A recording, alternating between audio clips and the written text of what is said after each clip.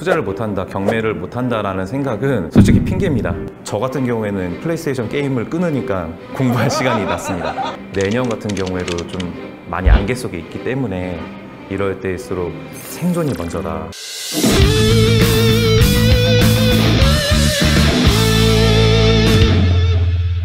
네, 오늘은 발품불패 카페에서 직장을 다니면서 투자도 열심히 하고 계시는 다나 아빠님을 모시고 한번 인터뷰를 진행해 보도록 하겠습니다. 안녕하세요. 안녕하십니까. 네, 간단하게 자기소개 한번 부탁드리겠습니다. 현재 발품불패 카페에서 다나 아빠라는 닉네임으로 활동하고 있는 한 아이의 아빠이자 10년차 직장인 다나빠입니다. 반갑습니다. 네, 반갑습니다. 현재 책을 또 준비하고 계시잖아요. 출간될 책 좀 이야기 좀 해주시겠어요? 가제는 불인이를 위한 최다 질문 99가지라는 제목으로 이제 지금 진행을 하고 있고요. 부동산 공부를 시작하면서 이것까지도 내가 물어볼 수 있나 싶은 너무 기초적인 질문들이 많았었는데요.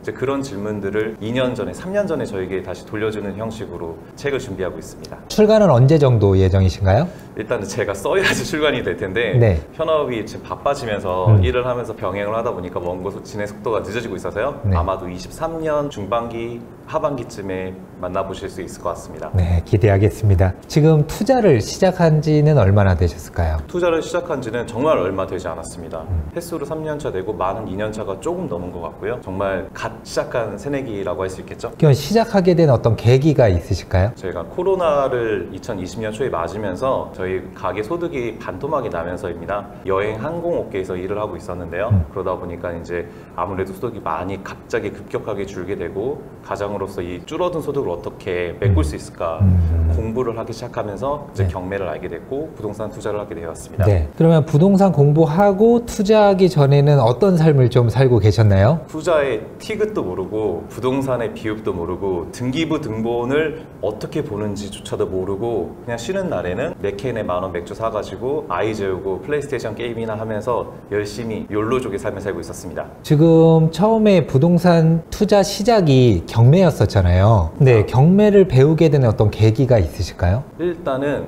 저는 경매라는 것에 대해서 굉장히 부정적인 이미지를 가지고 있었어요. 저희 가족 역사를 좀 약간 거슬러 올라가는 이야기인데 네. IMF 때 저희 아버지가 큰 돈을 한번 떼이셨었거든요. 아하. 믿었던 투자자에게 돈을 잃으시면서 세무자에게 떼인 돈만큼 그 집을 이제 들어가서 이제 대신 살고 있었는데 그 집이 경매로 넘어가면서 저희가 후순위 전입자가 되면서 쫓겨났었던 기억이 있습니다. 아하. 그래서 그때서부터 이제 계속해서 커 나가면서부터 이제 부모님께서 경매에 대한 안 좋은 얘기를 많이 하셔가지고 경매는 다 사자들이 하는 줄 알았습니다.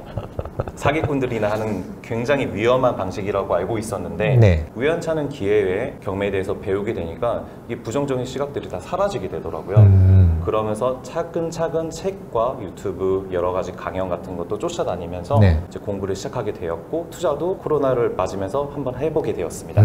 그러니까 투자를 함에 있어서 이제 아내의 의견도 굉장히 중요하잖아요. 그렇습니다. 서로 의견이 맞지 않아서 어쩔 수 없이 포기해야 되는 분들도 많이 계신데 어떠셨나요? 이게 정말 투자를 부동산 투자건 코인 투자건 주식 투자건 많은 분들이 이 가정 내에서 부부간에 합의가 안 되는 경우가 되게 그쵸. 많거든요. 근데 저는 정말 감사하게도 배우자분이 한번 해보고 싶으면 해라. 너의 성격에 내가 말린다고 안 하진 않을 것 같다.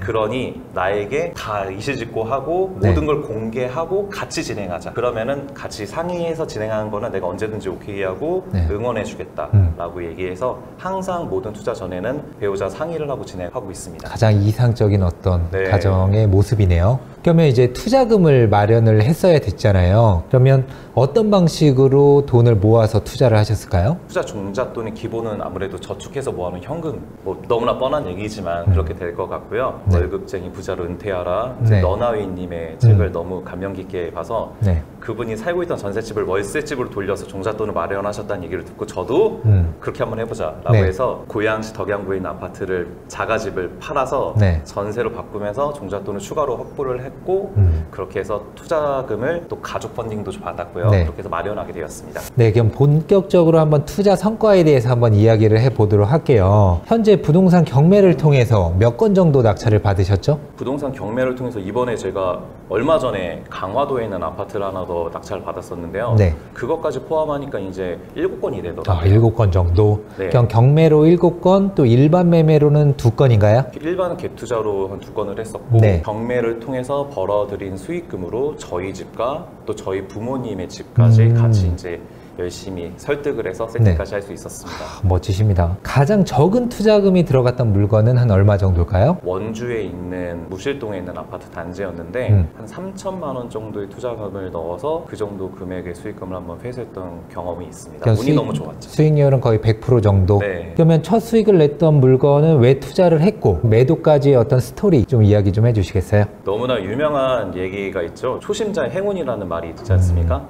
저는 그런 말을 믿지 않았는데 그 파울로 코엘료 그 연금술사에 나오는 네. 얘기지 않습니까? 진짜 저에게도 초심자의 행운이 찾아오더라고요. 낙찰을 받으려고 법원을 갔는데 한 2-3번 허탕을 친 거예요.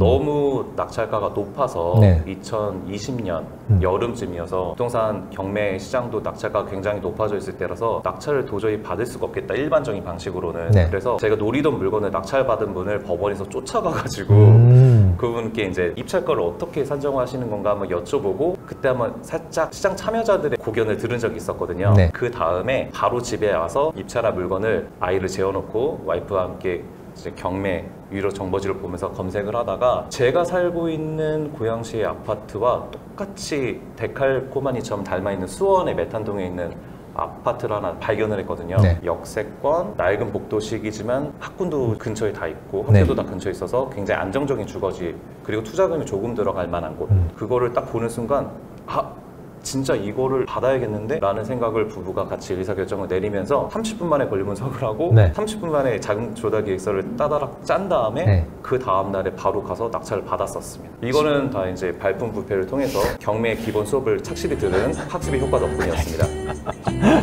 우선은 네 잠깐만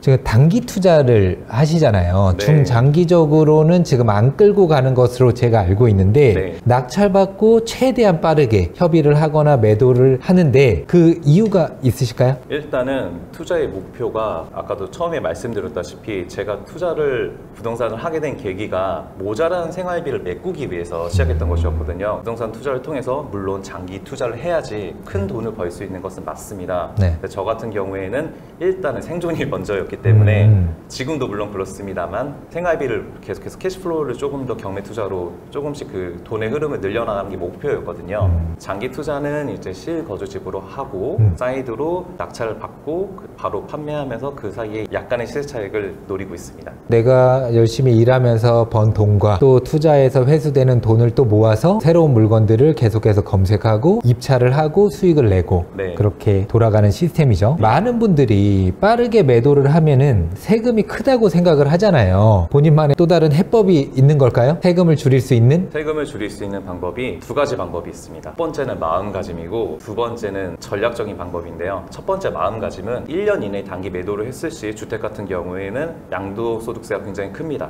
77%나 내게 되는데요. 77%죠. 하지만 용쌤에게 배운 바로는 77%를 내고도 남으면 하는 것이다 라고 저는 분명히 선생님께 배웠거든요. 그래서 실제로 청담동에 있는 아파트 지분도 용쌤과 같이 낙찰 받았는데 양도소득세 77% 낼 거 계산하고 낙찰을 받았습니다. 그렇게 해서 세금 내고 남으면 상관없는 것이고요. 두 번째로 전략적인 접근 같은 경우에는 개인 매매 사업자를 사용해서 주택 매매를 하는 방법도 있습니다. 네. 매매 사업자를 내면은 개인 같은 경우에는 주택 매도를 했을 때 양도소득세를 내게 되지만 주택 매매 사업자는 종합소득세를 따르게 되거든요. 양도했을 때 세금이 굉장히 낮아지는 이점이 있습니다. 이제 매매 사업자 같은 경우에 세금 절세가 크다는 건 알고 있는데 한 가지 가장 중요한 게 있잖아요. 규제 지역이 아닌 비규제 지역에 네, 맞습니다. 85제곱미터 이하의 네, 물건만 맞습니다. 입찰을 해야만 네. 하는 그 점 꼭 알고 계시면 좋을 것 같고요. 그럼 물건 분석을 할 때 가장 중요하게 보는 게 뭘까요? 나만의 어떤 물건 고르는 원칙 많은 분들이 궁금해 하실 것 같거든요. 일단 저 같은 경우에는 투자 전문가라고 하기보다는 아직도 배우고 있는 한 사람의 수강생으로서 기초적인 거에 집중하는 것이 저의 레벨에서는 가장 중요하다고 생각을 했고요. 그래서 지금도 기본을 지키는 방향을 가장 중요시하고 있습니다. 수도권 같은 경우에는 직주 근접, 교통, 버스나 지하철을 바로 쉽게 사용할 수 있는지, 그리고 또 가장 중요한 점, 주거 지역이 안정되어 있는지, 뭐 근처에 뭐 시끄러운 유흥가가 없는지, 학교는 근처에 있어서 뭐 초품화라고 불릴 수 있는 그런 단지인지, 기본 인프라, 기본 교통망 그런 것에 집중을 많이 하고 있습니다. 네.